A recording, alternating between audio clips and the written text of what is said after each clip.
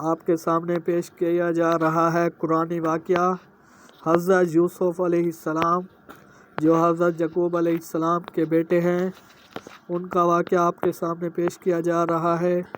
آپ سے مؤدبانہ التماس ہے اس ویڈیو کو لائک کریں، کومنٹ کریں اور اس طرح کی مزید ویڈیو دیکھنے کے لیے، احادیث قرآنی واقعات کی ویڈیو دیکھنے کے لیے چینل کو سبسکرائب کریں، ویڈیو کو لائک کومنٹ ضرور کریں اور آگے زیادہ سے زیادہ لوگوں تک شیئر کریں۔ دین پھیلانا بھی ایک صدقہ ہے۔ جیسا کہ آپ لوگوں کے علم میں ہے کہ یہ واقعہ بہت لانگ اور بہت بڑا واقعہ ہے، تو ہم نے اس واقعے کو 2 حصوں یعنی 2 پارٹ میں بنایا ہے۔ پہلا پارٹ آپ کے سامنے پیش کیا جا رہا ہے، اس کو خود بھی غور و فکر سے سنیں اور اس پر عمل کریں اور آگے شیئر کر کے ثواب دارین حاصل کریں۔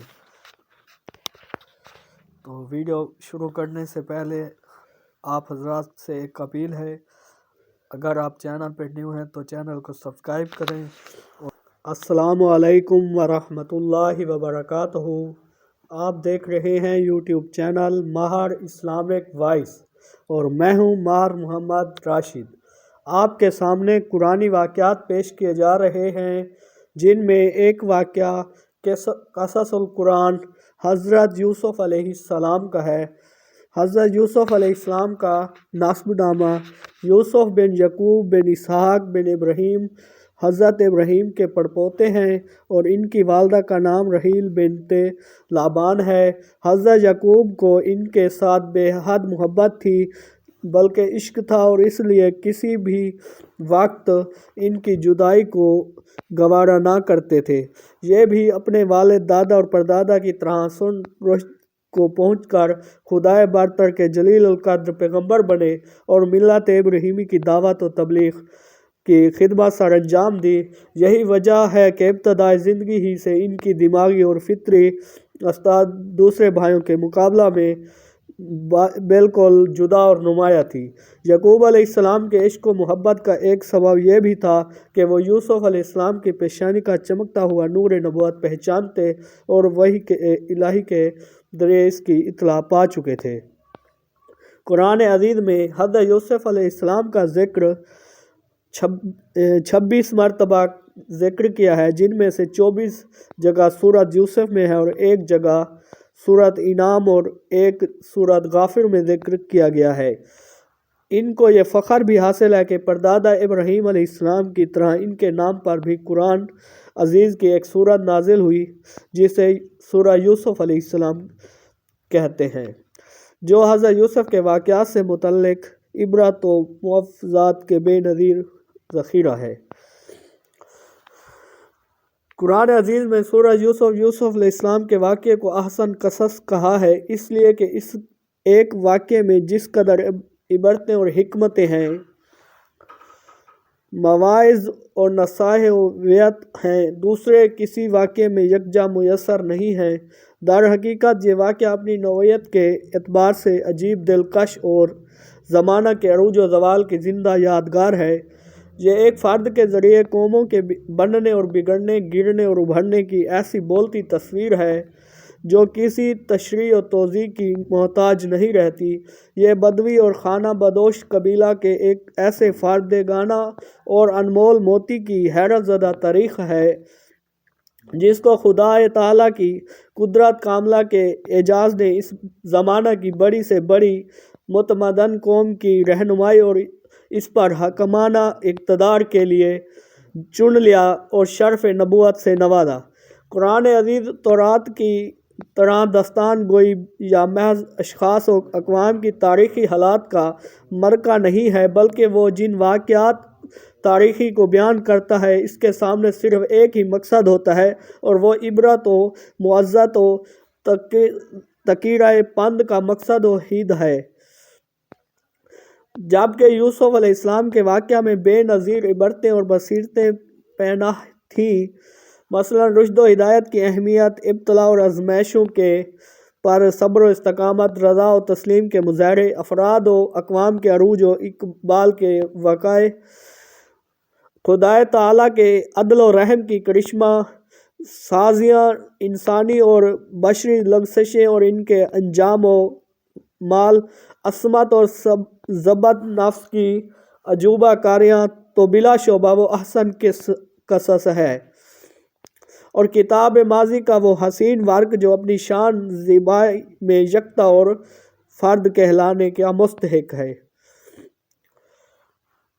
قرآن میں ہے الف لام را ترجمہ، یہ روشن کتاب کی آیاتیں ہیں، ہم نے اس قرآن کو عربی میں نازل کیا ہے تاکہ تم سمجھ سکو۔ اے پیغمبر، ہم اس قرآن کے ذریعے سے جو ہم نے تمہاری طرف بھیجا ہے ایک نہایت اچھا قصہ واقعہ سناتے ہیں، اور تم اس سے پہلے بے خبر تھے۔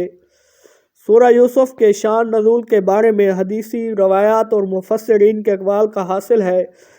کفار مکہ نے ایک مرتبہ نبی کریم صلی اللہ علیہ وسلم کے متعلق یہود سے گفتگو کی اور اپنی درد مندگی اور پریشانی کا اظہار کیا۔ اس پر یہود نے ان سے کہا کہ اس نبوت کے داعی زج کرنے اور جھوٹا بنانے کے لیے تم ان سے سوال کرو کہ یعقوب علیہ السلام کی اولاد شام سے مصر کیوں منتقل ہوئی، اور یوسف علیہ السلام کے متعلق جو واقعات ہیں ان کی تفصیل کیا ہے۔ اگر یہ نبی نہیں تو ہرگز نہ بتا سکے گا۔ کفار مکہ نے یہود کی ہدایت کے مطابق ذات اقدس صلی اللہ علیہ وسلم سے یہ دونوں سوال کیے، اور آپ نے وحی الہی کے ذریعے وہ سب کچھ ان کو سنا دیا جو سورہ یوسف میں موجود ہے۔ یوسف کا خواب اور برادران یوسف علیہ السلام۔ ان واقعات کا حاصل یہ ہے کہ جب حضرت یعقوب علیہ السلام اپنی تمام اولاد میں حضرت یوسف سے بے حد محبت رکھنے لگے تو حضرت یعقوب کا حضرت یوسف کے ساتھ والہانہ عشق و محبت برادران یوسف کے لیے بے حد شاق اور ناقابل برداشت تھا۔ وہ ہر وقت اس فکر میں لگے رہتے کہ یا حضرت یعقوب کے قلب سے اس محبت کو نکال لیں اور یا پھر یوسف کو ہی اپنے راستہ سے ہٹا دیں تاکہ قصہ پاک ہو جائے۔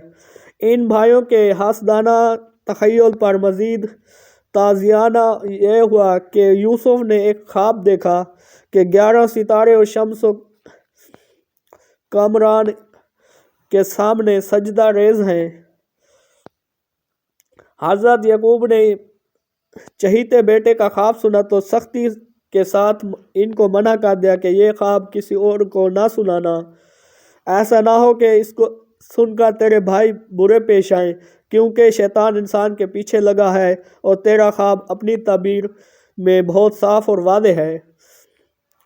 حضرت یوسف علیہ السلام جب اپنے باپ سے کہا، اے باپ، میں خواب میں 11 ستاروں اور سورج اور چاند کو دیکھا ہے، دیکھتا کیا ہوں کہ وہ مجھے سجدہ کر رہے ہیں۔ انہوں نے، اے میرے بیٹے، تو اپنے خواب کو اپنے بھائیوں کو نہ سنانا، ایسا نہ ہو کہ وہ تیرے ساتھ کوئی چال چلیں۔ بلا شبہ شیطان انسان کا کھلا دشمن ہے، اس طرح تیرا پروردگار تجھ کو برگزیدہ کرے گا اور سکھائے گا تاویل حدیث، اور اپنی نعمت کو تجھ پر اور اولاد یعقوب پر تمام کرے گا، جس طرح کہ اس نبوت کو پورا کیا تیرے اجداد پر، پہلے حضرت ابراہیم و اسحاق پر۔ بے شک تیرا پروردگار جاننے والا، حکمت والا ہے۔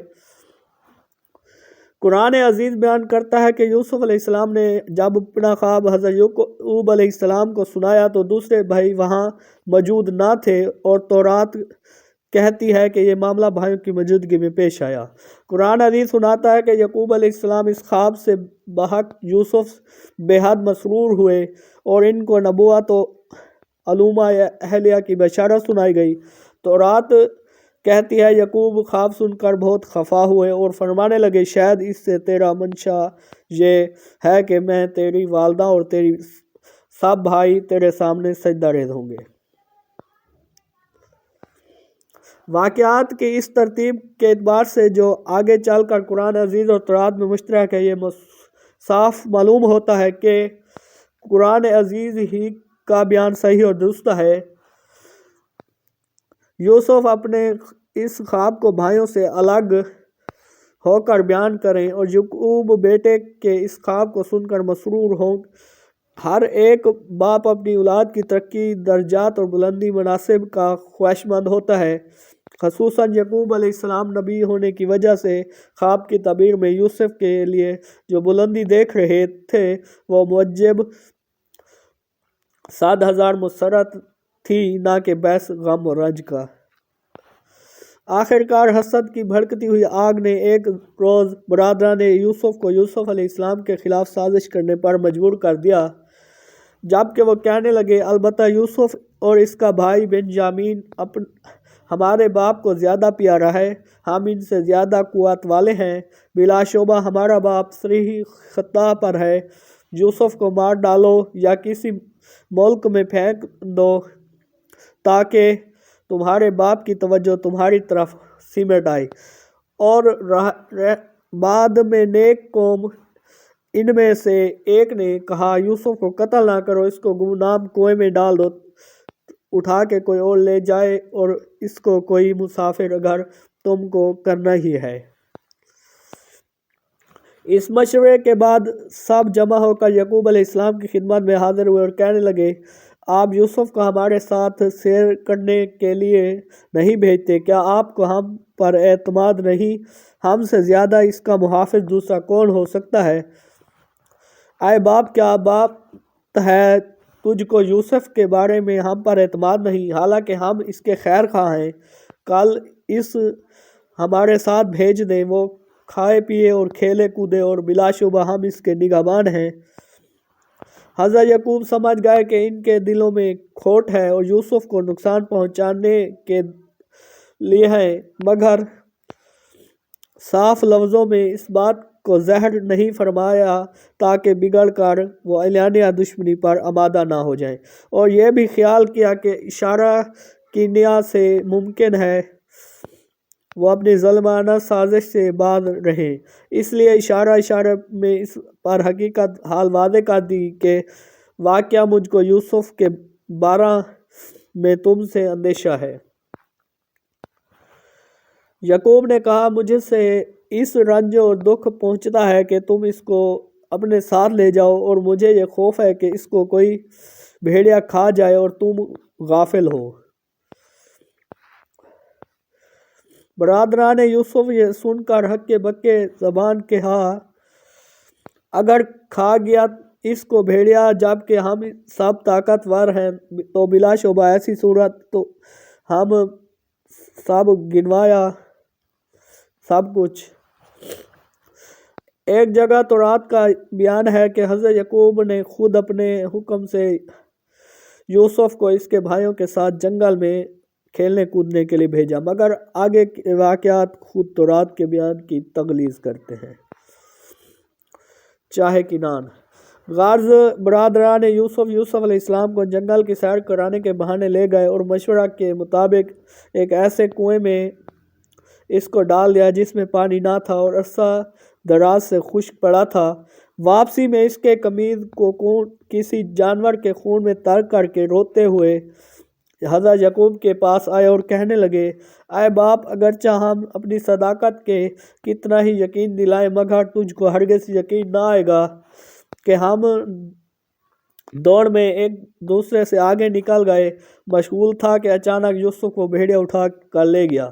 حضرت یعقوب نے پیراہن یوسف کو دیکھا تو خون آلود تھا، مگر کسی ایک جگہ سے بھی پھٹا ہوا نہ تھا اور نہ چاک دامہ تھا۔ فوراً حقیقت حال سمجھ گئے، مگر جھڑ کے کنے تن و تشنیع کرنے اور نفرت و حقارت کا طرز عمل اختیار کرنے کی بجائے پیغمبرانہ علم و فراست اور علم و سماحت کے ساتھ یہ بتا دیا کہ باوجود حقیقت حال کو چھپانے کی صحیح کے تم اسے چھپا نہ سکے۔ حضرت یعقوب علیہ السلام نے کہا یہ ہرگز نہیں، بلکہ بنا دی ہے تمہاری نفسوں نے تمہارے لیے ایک بات، اب صبر ہی بہتر ہے، اور جو بات تم ظاہر کرتے ہو اس پر اللہ ہی میرا مددگار ہے، میں اللہ سے مدد مانگتا ہوں۔ یوسف اور غلامی۔ یہاں یہ گفتگو ہو رہی تھی اور یوسف کے ساتھ یہ قصہ پیش آیا۔ حجازی اسماعیلیوں مدیانیوں کا ایک قافلہ شام سے مصر کو بخورات، بلساں اور مسالہ لاد کر لیے جا رہے تھے۔ کنواں دیکھ کر انہوں نے پانی کے لیے ڈول ڈالا۔ یوسف علیہ السلام سمجھے کہ شاید بھائیوں کو رحم آ گیا، ڈول پکڑ کر لٹک گئے۔ تاجر نے ڈول نکالا تو یوسف کو دیکھ کر جوش سے شور مچایا، یا بشرا ھذا غلام، بشارت ہو ایک غلام ہاتھ آیا ہے۔ تورات میں ہے کہ برادران یوسف نے جب اسماعیلی قافلے کو دیکھا تو آپس میں کہنے لگے، یوسف کو کنویں سے نکال کر اس قافلے کے ہاتھ فروخت کر دو، مگر اس سے پہلے ہی مدیانیوں اسماعیلیوں نے ان کو نکال کر غلام بنا لیا۔ اور سب سے بڑا بھائی رہبین جب کنویں پر پہنچا اور دیکھا یوسف وہاں نہیں ہے تو روتا ہوا واپس آ گیا۔ رہبین کو یہ رائے یہودا نے دی تھی، اور رہبین شروع ہی سے اس فکر میں تھا کہ یوسف کو کنویں سے نکال کر خاموشی سے باپ کے سپرد کرائے، اس لیے اس نے قتل یوسف کی سخت مخالفت کی۔ یوسف مصر میں تقریباً 2000 سال قبل مسیح مصر تمدن و تہذیب کا گہوارہ سمجھا جاتا تھا۔ یہاں کے حکمران عمالقہ ہکسوس تھے، جبکہ حضرت یوسف علیہ السلام کنعان سے ایک بدوی غلام کی حیثیت میں مصر داخل ہوئے۔ مصر کا دارالسلطنت اس زمانے میں رائس تھا۔ یہ غالباً اس مقام پر واقع تھا جہاں آج سان کی بستی ہے۔ جغرافی حیثیت سے اس کا جائے وقوع مشرق کی جانب دریا نیل کے قریب واقع ہے۔ مصری افواج کا افسر شاہی خاندان کا ایک رئیس فطفیر تھا۔ یہ سیر کے لیے مصر کے بازار سے گزر رہا تھا کہ یوسف پر نظر پڑی اور اس نے معمولی قیمت دے کر ان کو خرید لیا۔ اس زمانے میں مصری خود کو دنیا کی بہترین مہذب اور متمدن قوم سمجھتے تھے اور بدوی اور صحرائی قبائل کو نہایت ذلت و حقارت سے دیکھتے تھے۔ اپنے شہروں میں ان کے ساتھ اچھوت کی طرح معاملہ کرتے تھے۔ انہی قبائل میں سے ایک قبیلہ نسل ابراہیمی کی یادگار کنعان میں آباد تھا۔ یہاں مدنیت و حضارت کا نام و نشان تک نہ تھا۔ شکار پر ان کے رزق کا مدار تھا اور خس و پوش جھونپڑیوں اور بکریوں کے گلے ان کے دھن دولت تھے۔ ان حالات میں یوسف علیہ السلام کے متعلق خدا تعالیٰ کی کارسازی اور معجزانہ مائی دیکھیے کہ ایک بدوی اور وہ بھی غلام ایک متمدن اور صاحب شوکت و حشمت رئیس کے یہاں جب پہنچتا ہے تو اپنی عصمت مآب زندگی، حلم و وقار اور امانت و سلیقہ مندی کے پاک اوصاف کی بدولت اس کی آنکھوں کا تارا اور دل کا مالک بن جاتا ہے، اور وہ اپنی بیوی سے کہتا ہے، دیکھو اس کو عزت سے رکھو، کچھ عجب نہیں کہ یہ ہم کو فائدہ پہنچے یا ہم اس کو اپنا بیٹا بنا لیں۔ اور یہ کس لیے ہوا؟ یوسف علیہ السلام میں یہ پسندیدہ اطلاق اور اخلاق کہاں سے پیدا ہو گئے؟ ایک بدوی نے کسی یونیورسٹی میں تعلیم حاصل کی اور ایک غلام نے کسی مربی سے اس باقطانیت کو پایا۔ اس کے متعلق قرآن عزیز جواب دیتا ہے، اور جب وہ سن رشد کو پہنچ گیا تو ہم نے اس کو فیصلہ قوت اور علم عطا کیے، اور ہم اس طرح نیکوکاروں کو جزا دیا کرتے ہیں۔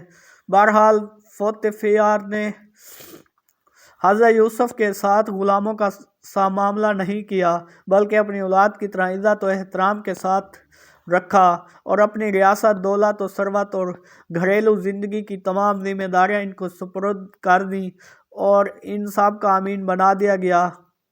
گویا کنعان کے غلبان کو عن قریب جو جہانداری اور جہاں سپرد ہونے والی تھی، اس کی تحمید اس لیے شاد ہوئی، اور اس طرح جگہ دی ہم نے یوسف کو اس ملک میں اس واسطے کہ اس کو سکھائیں باتوں کا نتیجہ اور مطلب نکالنا، اور اللہ طاقتور رہتا ہے اپنے کام میں، لیکن اکثر آدمی ایسا ہیں جو نہیں جانتے۔ عزیز مصر کی بیوی اور یوسف۔ اب وقت کی دوسری اور کٹھن آزمائش شروع ہوئی، وہ یہ کہ یوسف علیہ السلام کا جوانی کا عالم تھا۔ حسن و خوبرائی کا کوئی پہلو ایسا نہ تھا جو ان کے اندر موجود نہ ہو۔ جمال اور رعنائی کا پیکر مجسم، رخ روشن شمس و قمر کی طرح منور، عصمت و حیا کی فراوانی، سونے پر سہاگا اور پھر ہر وقت کا ساتھ عزیز مصر کی بیوی دل پر قابو نہ پا سکی اور یوسف پر پروانہ نثار ہونے لگی، مگر ابراہیم کا پوتا اسحاق و یعقوب کا نویدہ خانو اور نبوت کا چشم چراغ اور منصب نبوت کے لیے منتخب، بھلا اس سے یہ کیسے طرح ممکن تھا کہ ناپاکی اور فحش میں مبتلا ہو اور عزیز کی بیوی کے ناپاک عزائم کو پورا کرے۔ لیکن مصر کی اس آزاد عورت نے جب اس طرح جادو چلنے نہ دیکھا تو ایک روز بے قابو ہو کر مکان کے دروازے بند کر دیے اور اصرار کرنے لگی مجھے شاد کام کرو۔ حضرت یوسف کے لیے وقت سخت آزمائش کا تھا۔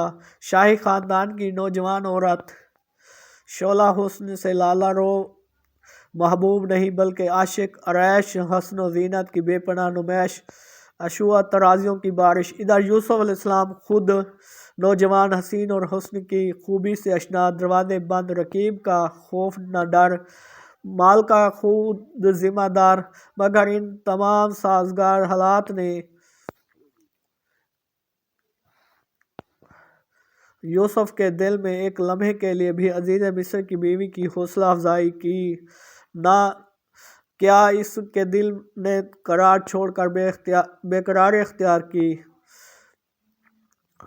نفس نے جہاں قلب کو ایک لمحے کے لیے بھی متنزل نہ کیا، نہیں ہرگز نہیں، بلکہ اس کے برعکس اس پیکر عصمت امین نبوت محض وحی الہی نے دو ایسے دلکش اور محکم دلائل سے مصری عورت کو سمجھایا جو ایک ایسی ہستی سے ہی ممکن تھے جس کی تربیت و براہ راست عرش آغوش الہی میں ہوئی۔ فرمایا یہ ناممکن ہے، بندہ پناہ بخدا میں اس کی نافرمانی کروں جس کا اسم جلالت اللہ ہے اور وہ تمام کائنات کا مالک ہے، اور کیا میں اپنی اس مربی عزیز مصر کی امانت میں خیانت کروں جس نے غلام رہنے کی بجائے یہ حرمت و عزت بخشی ہے؟ اگر میں ایسا کروں تو ظالم ٹھہروں گا اور ظالموں کے لیے انجام و مال کے اعتبار سے کبھی فلاح نہیں ہوتی۔ مگر عزیز مصر کی بیوی پر اس نصیحت کا مطلق اثر نہ ہوا اور اس نے اپنے ارادے کو عملی شکل دینے پر اصرار کیا۔ تب یوسف نے اس اپنے بحران سے رب کے پیش نظر جس کا ذکر وہ کر چکا تھا صاف انکار کر دیا اور پھسلایا۔ یوسف کو اس عورت نے جس کے گھر میں وہ رہتے تھے اس کے نفس کے معاملے میں دروازے بند کر دیے اور کہنے لگی آ میرے یوسف آ۔ یوسف نے کہا پناہ با خدا، بلا شبہ وہ عزیز مصر میرا مربی ہے جس نے مجھ کو عزت سے رکھا، بلا شبہ ظالم فلاح نہیں پاتے، اور البتہ اس عورت نے یوسف سے ارادہ بد کیا اور وہ بھی ارادہ کرتے اگر اپنے پروردگار کے برہان کو نہ دیکھ لیتے۔ اس طرح ہوا تاکہ ہٹائیں ہم اس سائے برائی اور بے حیائی کو، بے شک وہ ہمارے مخلص بندوں میں سے ہے۔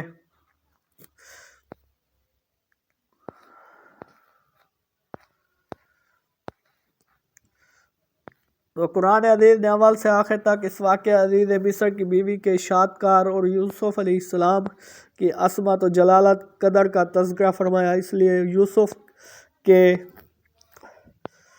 فرمانے کے بعد یہی معنی برمل ہو سکتے ہیں کہ یوسف کی زبان سے برہان رب کو سن لینے کے بعد بھی جب عورت اپنی ہٹ دھری سے باز نہ آئی اور اپنے ارادہ پر مصر رہی تو یوسف نے اس کے ارادے کو قطعاً رد کر دیا اور برہان رب کے سامنے اس کے متعلق پرواہ نہ کی، اور نتیجہ یہ نکلا یوسف اس سے بچنے کے لیے دروازے کی طرف بھاگے اور عزیز مصر کی بیوی نے ان کا پیچھا کیا، اور یوسف بھی گناہ کا قصد کر لیتا اگر اپنے رب کے برہان کو نہ دیکھ لیتا۔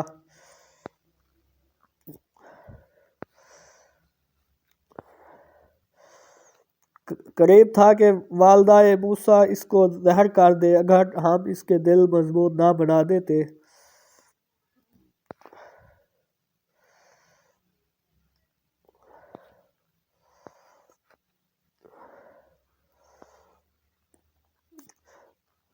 اس جگہ یہ بھی ایک سوال ہے کہ وہ برہان رب کیا تھا جس کا قرآن عزیز یہاں ذکر کر رہا ہے؟ اس کا جواب یہ ہے کہ قرآن عزیز نے اپنی بلیغانہ اور معجزانہ خطابات میں خود ہی کو اس طرح ادا کر دیا کہ سوال کی گنجائش ہی باقی نہیں رہتی۔ دروازہ بند ہو جانے پر عزیز کی بیوی کو یوسف نے جو جواب دیا، ایسے مقام کے لحاظ سے اس بہتر جواب کیا ہو سکتا تھا؟ تو یہی وہ برہان رب تھا یوسف علیہ السلام کو عطا ہوا، جس نے عصمت یوسف کو بے داغ رکھا۔ یہی وجہ ہے کہ قرآن عزیز نے بڑے شدت کے بڑے بیان کیے ہیں تاکہ ہٹائیں ہم اس سے برائی اور بے حیائی۔ بے شک وہ ہمارے مخلص بندوں میں سے ہے۔ یوسف علیہ السلام کا دامن اس قسم کے اس لیے پاک رہا کہ اللہ تعالیٰ نے ان کی عصمت و پاکی کا فیصلہ شروع ہی کر دیا تھا، پھر کیسے ممکن تھا اس کی عصمت و حفاظت کے بعد اس کے خلاف کوئی شائبہ بھی ان کو پایا جاتا۔ حضرت یعقوب علیہ السلام کی صورت نظر آنا اور ان کا اشارہ سے منع کرنا یا فرشتہ کا ظاہر ہو کر ان کو اس طرح روکنا یا عزیز مصر کا گھر میں رکھے ہوئے صنم پر اس کی بیوی پر پردہ ڈالنا اور یوسف کا اس سے عبرت حاصل کرنا، اور یہ اس قسم کے تمام اقوال کے مقابلہ میں برہان رب کی تفسیر وہی بہتر تفسیر ہے جو خود قرآن عزیز کی نظم و ترتیب سے ثابت ہے۔ بہرحال حضرت یوسف جب دروازے کی طرف جانے بھاگے تو عزیز کی بیوی نے پیچھا کیا اور دروازہ کس طرح کھل گیا۔ سامنے عزیز مصر اور عورت کا چچا زاد بھائی کھڑے نظر آئے۔ عورت کا عشق ابھی خام تھا، اس لیے وہ صحیح حال کہنے پر قادر نہ ہوئی اور اصل حقیقت کو چھپانے کے لیے غیظ و غضب میں آ کر کہنے لگی، ایسے شخص کی سزا قید خانہ یا دردناک عذاب کے علاوہ اور کیا ہو سکتی ہے جو تیرے اہل کے ساتھ ارادہ بد رکھتا ہو۔ حضرت یوسف نے اس کے مکر و فریب کو سنا تو فرمایا کہ اس کا بہتان ہے، اصل حقیقت یہ ہے کہ میں خود اس نے میرے ساتھ ارادہ بد کیا ہے، مگر میں نے کسی طرح نہ مانا اور بھاگ کر باہر نکل آیا ہوں۔ اس نے پیچھا کیا اور سامنے آپ نظر آ گئے تو اس نے جھوٹ گھڑ لیا۔ عزیز کی بیوی کا چچا زاد بھائی ذکی، فطن اور بہت ہوشیار تھا۔ اس نے کہا، یوسف کا پیراہن دیکھنا چاہیے، اگر وہ سامنے سے ہے چاک تو عورت راست باز ہے، اور اگر پیچھے سے چاک ہے تو یوسف صادق القول ہے اور عورت جھوٹی ہے۔ دیکھا تو پیراہن نے یوسف پیچھے سے چاک تھا۔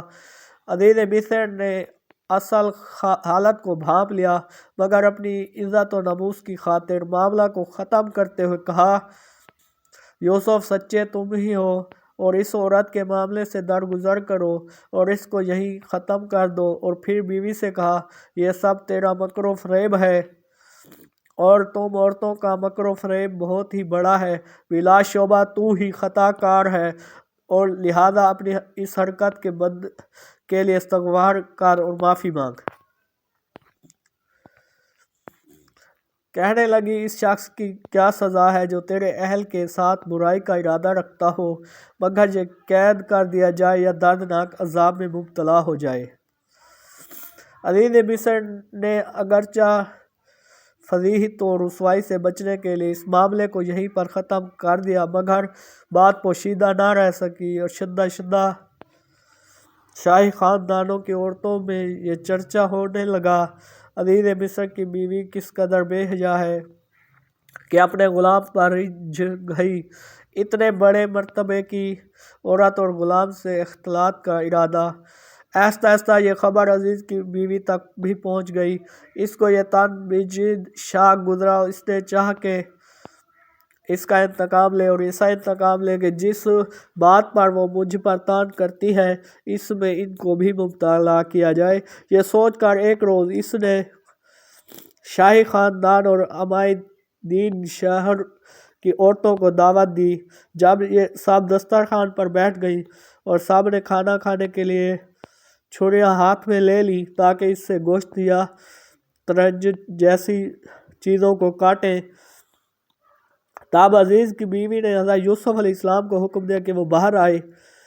یوسف مالکہ کے حکم سے باہر نکلے تو تمام عورتیں جمال یوسف کو دیکھ کر حیران رہ گئیں اور رخ انور کی تجلی و توانائی سے اس قدر متاثر ہوئی کہ چیزیں کاٹنے کی بجائے چھریوں سے ہاتھ کاٹ لیے اور بے ساختہ کہنے لگی کہ کون کہتا ہے یہ انسان ہے، باخدا یہ تو نور کا پتلا اور بزرگ فرشتہ ہے۔ یہ دیکھ کر عزیز کی بیوی بے حد مفلوج ہوئی اور اپنی کامیابی اور ان کی شکست پر فخر کرتے ہوئے کہنے لگی، یہی تو وہ غلام ہے جس کے عشق و محبت کے بارے میں تم نے مجھ کو معلوم کر رکھا ہے اور تیری ملامت کا نشانہ بنایا ہوا ہے۔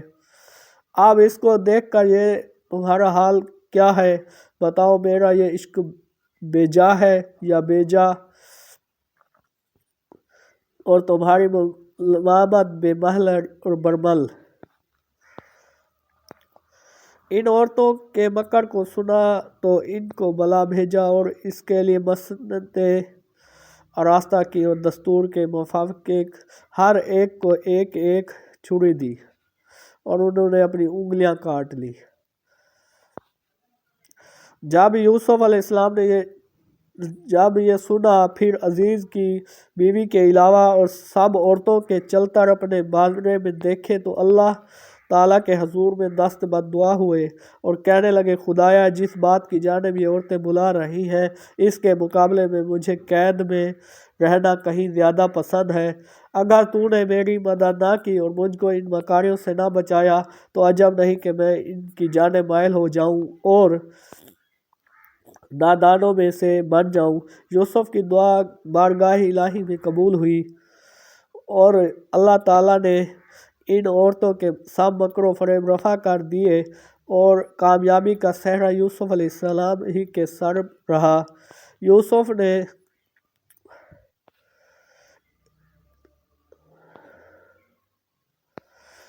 جب ایسی حالات میں اس کے طرز عمل کے کہنے پر جب یوسف کو شاہ مصر نے زندان سے نکالنے کا حکم دیا تو اس وقت بھی یوسف نے یہ فرمایا تھا، پس تو بادشاہ ہے، جا کر دریافت کر ان عورتوں کا معاملہ کیا تھا جنہوں نے اپنے ہاتھ کاٹ لیے تھے۔ بلا شبہ میرا رب ان کے مکر سے خوب واقف ہے۔ بہرحال عزیز پر چونکہ یوسف علیہ السلام کی صداقت ظاہر ہو چکی تھی، اس لیے اس نے چاہا کہ یوسف کو کسی قسم کی گزند پہنچانے لیکن اس کی بیوی پر عشق کا بھوت بری طرح سوار تھا، سو جب اس نے خوشامد چاپلوسی مکر و حیا کسی طرح سے مطلب براری نہ دیکھی تو دھمکیوں سے کام لینا شروع کیا۔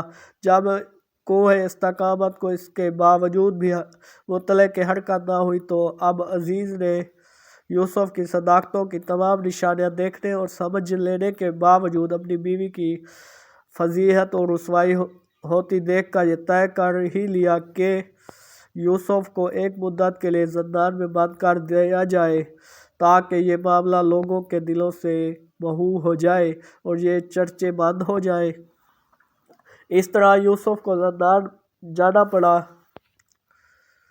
اس موقع پر شاہ عبد القادر محدث دہلوی رحمۃ اللہ علیہ نے تحریر فرمایا کہ یوسف علیہ السلام نے اپنی دعا کے ساتھ چونکہ یہ بھی کہہ دیا کہ مجھے ان کی بے حیائی کی دعوت کے مقابلے میں زندان زیادہ پسند ہے، اللہ تعالیٰ نے عورتوں کے مکر سے تو ان کو بچا لیا مگر قید ان کی قسمت میں مقدر کر دی۔